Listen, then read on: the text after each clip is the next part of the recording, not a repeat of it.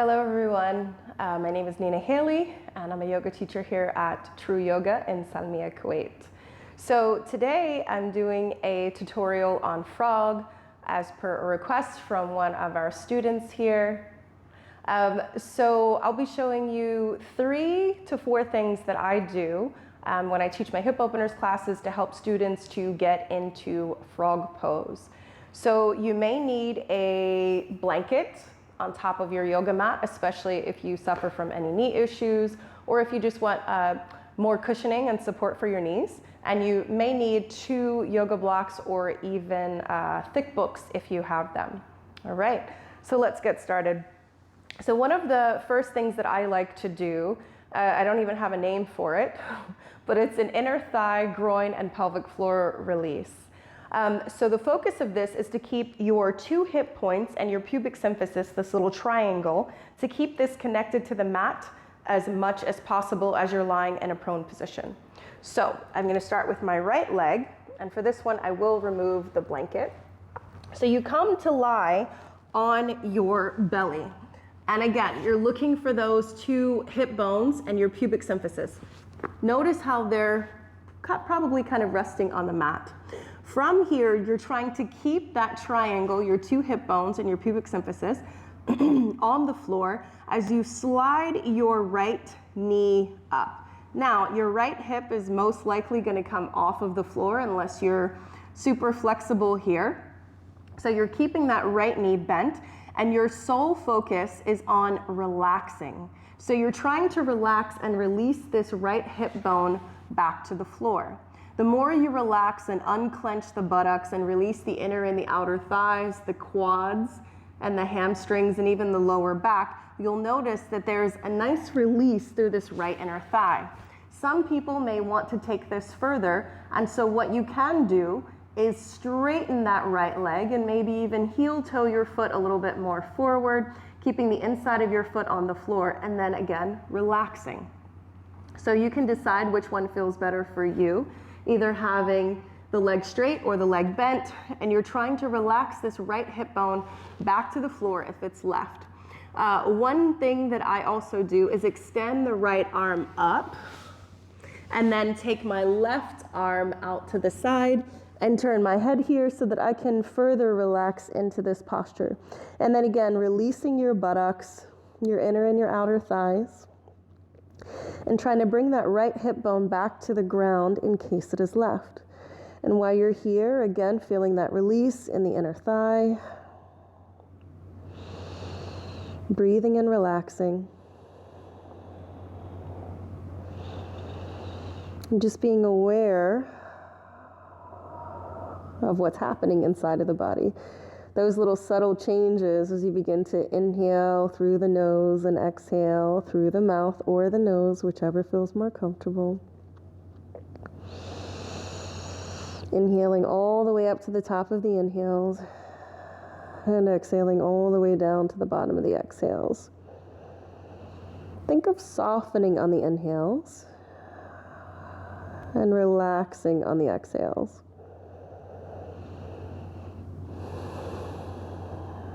Good, we'll be here for about 3 more breaths.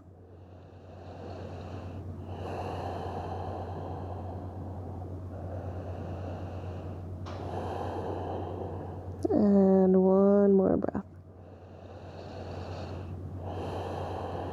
And now switching to the other side. So rebending that right knee and extending the right leg back. Connecting the hip points to the floor, just kind of seeing what you feel in that right thigh compared to the left. Reattaching the hip bones and the pubic symphysis, and now starting to bend that left knee, drawing the left knee up. Ooh, this side is nice and tight. And just being aware of what's happened to that left hip bone. So you can either keep the knee bent at 90 degrees, or you can begin to extend the left leg, straightening it, bringing the inside of the foot to the floor. And then, if you'd like, you can take the left arm up overhead, the right arm out to the right, and turn the head to the right. Coming back into that rhythm of the breath in case you've lost it here, and relaxing and releasing. So just feeling that Stretch through the inner thigh, the left inner thigh, maybe even the pelvic floor. Notice if you're clenching your butt, and if you are, just releasing it. Start to become aware of where it is that you hold on to tension in the body. There's typically 3 regions in the body: the shoulder girdle, so that's the shoulder and the neck; the diaphragm, that's the muscle that helps you to breathe fully and deeply; and in the pelvic region, and that includes the hips, the lower back, the inner, the outer thighs, the hip flexors, the front of the thighs, the back of the thighs, the buttocks, the glutes. So just being aware. I'll be here for about 5 more breaths.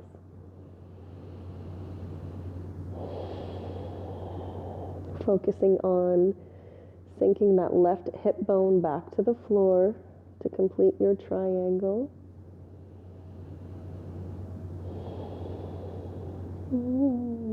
Notice if you begin to tighten muscles, sometimes it's involuntary. We squeeze our butts to kind of protect ourselves. So notice what's happening in your body. Just being aware. 2 more breaths. And 1 more deep inhale and exhale. And then rebending that left knee and sliding it back. And then just kind of doing a comparison and seeing how it feels to be here. Good, so moving on to the next one, just bringing your hands by your chest, pressing yourself up onto all 4s. I'm gonna turn sideways on my mat here. I recommend that you do put a blanket underneath of your knees for this one. So you're gonna come onto all 4s with the shoulders underneath of, I'm gonna move my blanket back some more here, with the wrist under the shoulders and the knees underneath of the hips here. From here, extend that right leg out. You can either bring the sole of the foot to the floor or take the inside of that right foot to the floor, making sure that your heel is in, or that your foot is in line with your hips here. And then starting to rock the hips forward and backward, as far forward and as far back as feels good for you, releasing through that right inner thigh, slightly bending the knee if you're feeling any tension in that right knee joint, or in the pit of the knee, the back of the knee. So just kind of seeing how that feels. If it's too much, then just come out of this and come into child's pose, taking your hips back to your heels, walking your hands out and releasing your head down here. Good, we're gonna rock back and forth 2 more times. And then on this last one, sitting your hips back as far as is comfortable for you. If you need blocks, you can always grab your blocks, put them underneath of you and rest your forearms here. So sitting the hips back, seeing how that feels for you, slightly bending that knee if you need to. You can even walk the hands out and release the head down.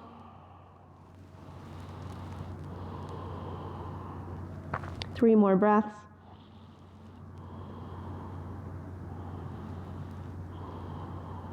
One more breath.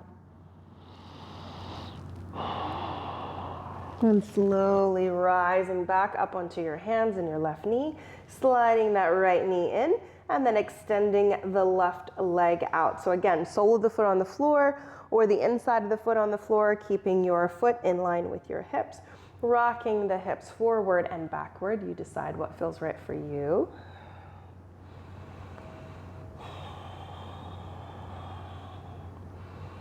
Inhaling forward and exhaling back, slightly bending that left knee if you need to.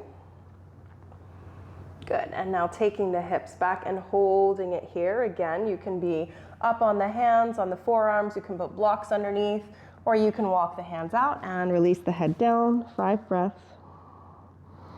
Nice release through that left inner thigh here, seeing how that feels. Breathing. Nice deep even inhales and exhales.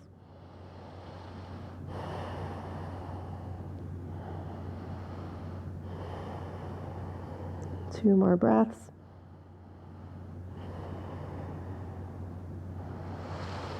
One more breath.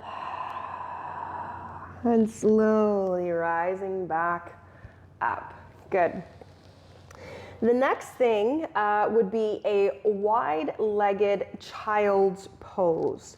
So for this, I like to spread out my blanket so that I'm protecting both knees.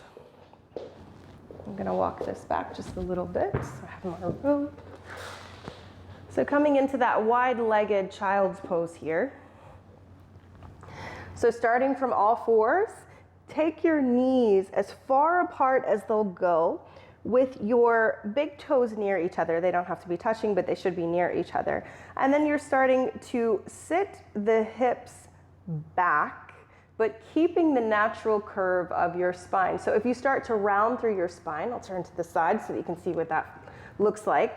So if you start to round through your spine, you're going to stop and come back to a point where you can keep that natural curve of the spine and a neutral pelvis. We don't want this, the tailbone tucked under.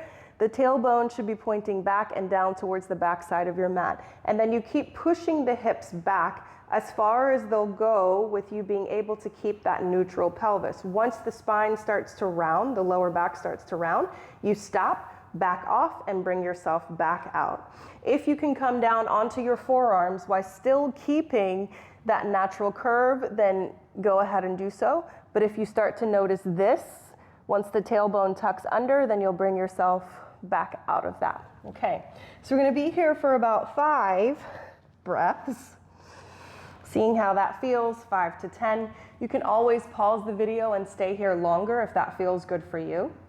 Again, just keeping that natural curve of the spine, pressing the hips back. The further back you press your hips, the deeper the stretch through the inner thighs.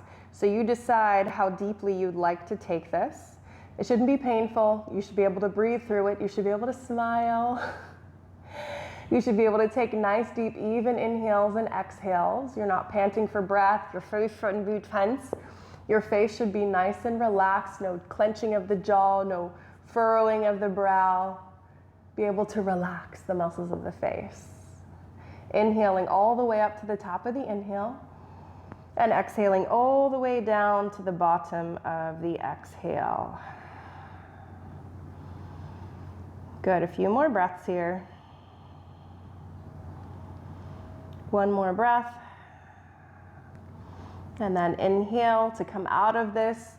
Bring yourself forward, rock yourself onto your belly, separate your feet, and then bring your knees and your feet together. All right, so to come into frog pose, you can start in that exact same position that we were in, that wide-legged child's pose. So big feet are big toes are kind of close to each other, separating the knees here. And then you can either be up on the hands or down on the forearms. Again, nice neutral spine here, nice neutral pelvis. So to get into frog, I always recommend that you bring your hips up in line with your heels.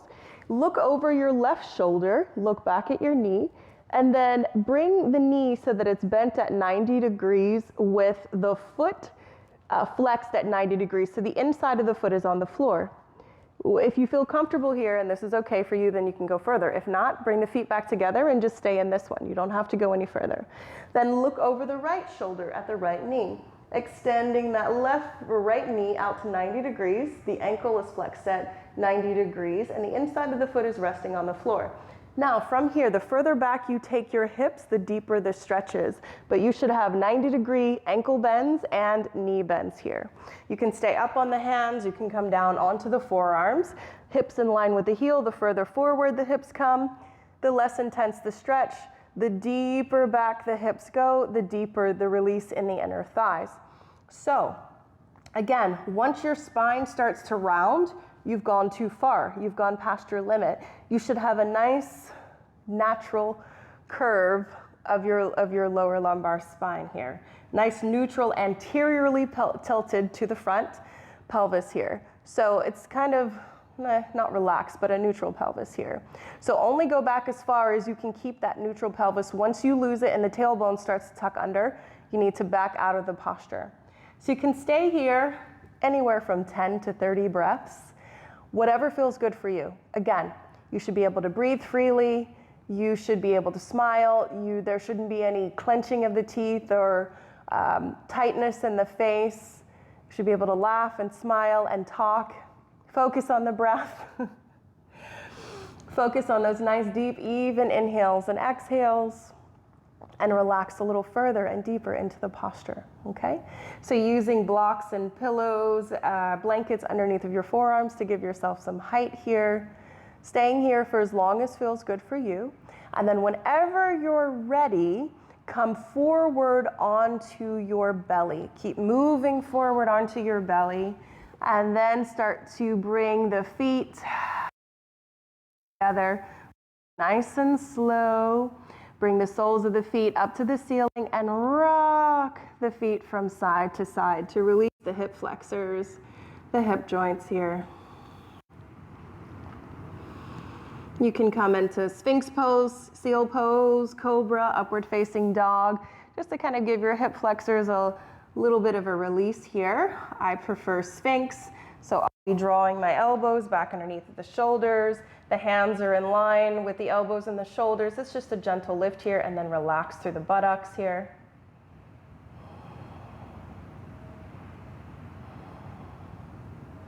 And then releasing the head down, bring the hands back to the shoulders, coming up onto all fours.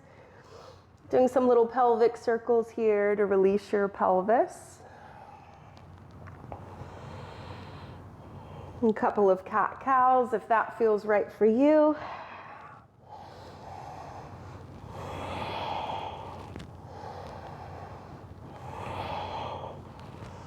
Maybe a child's pose. Hips back to the heels, walk the hands out and release the head down. And then walking your hands back to your knees whenever you're ready. And that is your frog tutorial for the day. I hope you enjoy it. Thank you.